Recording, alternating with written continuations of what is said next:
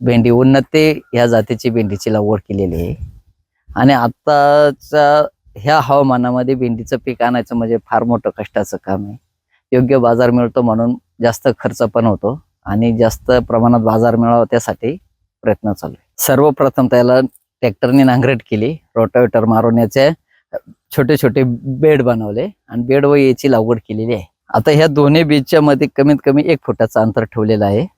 याला योग्य ती हवा मिळाली पाहिजे ह्या अंतराने आणि चालता आली पाहिजे, भेंडीची तोडणी करता आली पाहिजे ह्या हिशोबाने आम्ही 1-1 फुटावर 1-1 बीजचे रोपं तयार केलेली. आता याची लागवड केल्यापासून 40 दिवसामध्ये तोडणीला फळ आलेलं आहे.